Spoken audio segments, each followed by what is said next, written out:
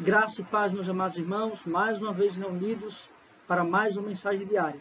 Louvamos a Deus que Ele tem nos concedido a tecnologia e podemos chegar até os amados irmãos com a palavra de ânimo, vigor, coragem e esperança da parte do nosso Deus.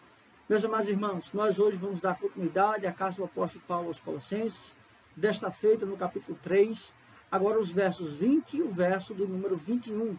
Nós trabalhamos acerca das questões práticas e começamos elas sobretudo em relação à questão conjugal, as relações conjugais, papel do homem, papel da mulher, aquilo que Deus requer de nós, como maridos, como esposas, como então nós podemos glorificar a Deus entendendo a nossa função nesta relação.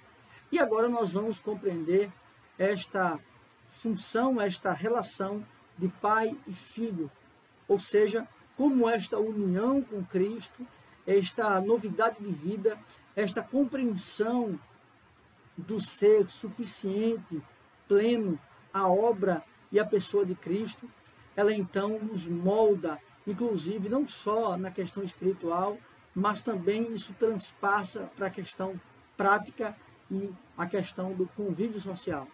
Portanto, agora nós vamos ver os versos 20 e o verso 21. Mas antes vamos ter uma breve oração, rogando ao nosso Deus por iluminação e entendimento da sua santa palavra. Oremos ao Senhor. Santo, eterno, maravilhoso e bondoso Deus, graças te damos, porque mais uma vez estamos reunidos para ouvir a tua voz, para sermos instruídos por tua palavra, para sermos então, ó Deus, conduzidos para melhor te servir. Ó Pai, nesse instante nos ilumina, nos capacita para o entendimento das tuas sagradas letras, e assim que nós oramos em nome de Cristo. Amém. Meus amados irmãos, nós agora vamos trabalhar o conceito de pais e filhos. E é interessante porque justamente isso que as Escrituras vão sempre fazendo. Elas, nesse ponto, elas vão trabalhando da funcionabilidade que exige menos no sentido de autoridade, para que se exige mais autoridade. Então perceba, aqui não é diminuindo o papel da mulher ou o papel dos filhos, mas é sempre ele colocando uma hierarquia, ou seja, primeiramente a mulher é citada, depois ele vai para a hierarquia. Agora os filhos são citados e vai para a hierarquia. Mais à frente os servos são citados, depois ele vai para a relação do Senhor. Percebe? Então é assim que a Escritura trabalha, trazendo então esta questão crescente das relações. Então ele vai dizer, filho, em tudo obedecei a vossos pais. Aqui ele não está dizendo que os filhos devem obedecer aos pais em todas as coisas. Ou seja, o que vale mais, obedecer a Deus ou aos homens? Obedecer a Deus.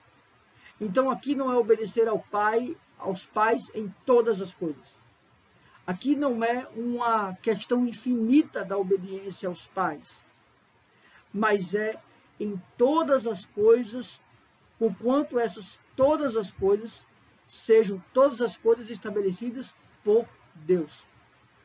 Tudo, então, aquilo que Deus estabelece para ser feito e é orientado pelos pais, os filhos devem obedecer. Ou seja, devem obediência aos pais.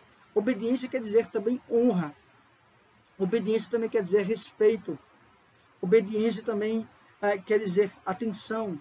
Então, em tudo obedecei aos vossos pais. E ele ainda vai dizer, pais, fazê-lo é grato diante do Senhor. Pois fazê-lo é grato diante do Senhor. Ou seja, quando nós obedecemos como filhos, autoridades, aqueles que irão nos conduzir ao caminho do Senhor, nós agradamos a Deus. Percebe que aqui ele não coloca que este agrado é algo que alegra os pais? Não. Pois fazê-lo é grato diante do Senhor. Pois obedecer aos pais é grato diante do Senhor. Ou seja, o objetivo e o alvo da obediência está sempre em Deus. Deus é o alvo, É claro que a obediência ela não deve estar alheia à admiração, ela não deve estar alheia à compaixão, ela não deve estar alheia ao amor, à ternura. Não é isso. Nós também temos que ter estas coisas. Obedecer com amor, obedecer com compaixão, obedecer com ternura, obedecer com admiração, obedecer com respeito. Ou seja, a motivação também está atrelada a isso. Então, não é uma obediência sem uma motivação correta. É uma obediência motivado com a motivação correta. A motivação de agradar a Deus. Com isso, eu tenho compaixão para com os meus pais, eu tenho amor para com os meus pais, eu tenho respeito para com os meus pais. Percebe? É um pacote completo. Mas o alvo principal desta obediência, amando os seus pais, não visa os próprios pais, mas sim visa o próprio Deus. Ou seja, é como se você, agradando ao seu pai, agradasse a Deus. Ou seja, a tipificação daquele que cuida, que zela, que exorta, que anima. E no verso número 21, ele vai dizer: pais, não irriteis os vossos filhos, para que não fiquem desanimados. A irritação aqui é uma ideia de extrapolação. Veja, a concepção é que os pais não sejam pedras de tropeços para os seus filhos. Que os seus pais não sejam mau exemplos para os seus filhos. Esta irritação aqui, ela tem a ver, sim, com a concepção, por exemplo, de você provocar ou de você abusar de sua autoridade, ou você, então, extrapolar, por exemplo, castigos, a de você extrapolar, por exemplo, a disciplina. Isto é uma irritação. Mas a irritação aqui também está atrelada a este desânimo que os filhos terão, principalmente quando os pais não são exemplos. Não irriteis os vossos filhos, para que não fiquem desanimados. Esse desânimo em relação a quê? Em relação aos pais? Não. É em relação a servir ao próprio Deus. Porque, veja, a relação de hierarquia é isso. O pai e a mãe, ela representa, ela tem um caráter autoritativo que é dado pelo próprio Deus. E quando os pais não exercem este papel de serem aqueles que exortam conforme a palavra, que amam conforme a palavra, que cuidam conforme a palavra, isto causará uma irritação aos filhos.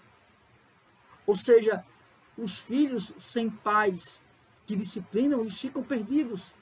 Os filhos sem limites, eles ficam desorientados. Porque isto não é um padrão. Veja, até mesmo essa concepção natural, veja, o filho quando é pequeno, ele busca a segurança, ele busca ser guiado pelo pai. E quando isso não acontece, é terrível. Então, esta é a questão, mas principalmente o desânimo que os pais causam aos filhos a não exercerem o seu papel como se deve, é que eles causam desânimo aos seus filhos para servirem a Deus, para reconhecer a Deus como Pai, por exemplo, para reconhecer a Cristo como Senhor, para reconhecer a Cristo como aquele nosso irmão também. Então, percebe, este exemplo familiar, ele também quebra a perspectiva que nós vamos ter de um Deus que é Pai. E aí, nós desanimamos os filhos a não servir a Deus, a não amar a Deus, a não respeitar a Deus, a não desejar a Deus. E isto é terrível. Perceba o grau da responsabilidade. Meus amados irmãos, que estejamos atentos, que estejamos vigilantes, para que os filhos honrem os seus pais e para que os pais, com o seu mau exemplo, não venham a desanimar os seus filhos para servir ao Senhor. Que Deus assim nos abençoe, meus irmãos. Vamos orar encerrando esse momento. Pai, muito obrigado por cada irmão, por cada irmã. Obrigado a Deus, porque o Senhor tem nos ensinado através da tua palavra como devemos proceder nas nossas relações, pois tudo aquilo que pensamos, tudo aquilo que fazemos, tudo aquilo que somos, deve estar firme e deve ser o centro para a honra e glória do teu nome. Obrigado, ó Deus, pelo privilégio que temos de aprender sobre pais, sobre filhos, como devemos proceder.